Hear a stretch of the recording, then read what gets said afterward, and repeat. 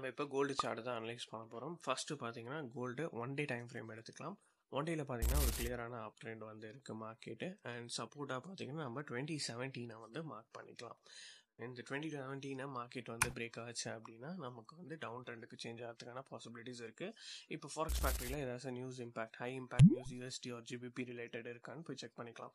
First chef related news மட்டும் தான் Monday இருக்குது. ஸோ அதனால் எந்த ஒரு இஷ்யூஸும் இல்லை.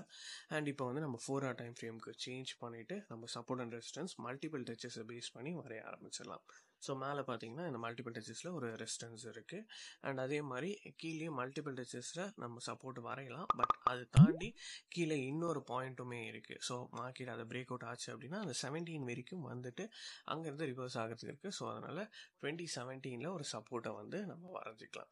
ஸோ மார்க்கெட் இங்கே இடத்துல ஏதாச்சும் ஒரு புல்லிஷ் கேண்டில் கன்ஃபர்மேஷன் கிடச்சிச்சின்னா நம்ம என்ட்ரிஸ் வந்து போக முடியும். Like hammer, morning star, bullish engulfing இந்த மாதிரி கேண்டில் கன்ஃபர்மேஷன் வந்துச்சுன்னா அந்த கேண்டிலோட லோலஸ்ட் ஸ்டாப்லெஸ் வச்சுட்டு நம்ம வந்து 200 to 300 பாயிண்ட்ஸ் டார்கெட்ஸாக புக் பண்ணிக்கலாம். அடுத்து பார்த்தீங்கன்னா ஜிபிபி யூஎஸ்டி சார்ட்டில் வந்து நம்ம அனலைஸ் பண்ணலாம்.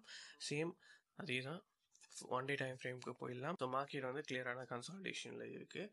ஸோ ட்ரெண்ட் கன்ஃபர்மேஷன் கிளியர் நமக்கு கிடைக்காதனால இந்த ஹை அண்ட் லோஸை பேஸ் பண்ணி நம்ம வந்து என்ட்ரிஸ் போகலாம். எப்படின்னா இந்த மார்க்கெட் ஒன்று அந்த சப்போர்ட்டு இல்லை ரெசிஸ்டன்ஸை பிரேக் அவுட் ஆகி கேண்டில் க்ளோஸ் ஆச்சு அப்படின்னா ஸோ அந்த இடத்துல ட்ரெண்ட் கண்டினியூ ஆகிறதுக்கான சான்சஸ் இருக்குது. ஸோ இப்போதைக்கு எந்த ஒரு என்ட்ரியும் கிடையாது ஜிபிபி யூஎஸ்டியில்.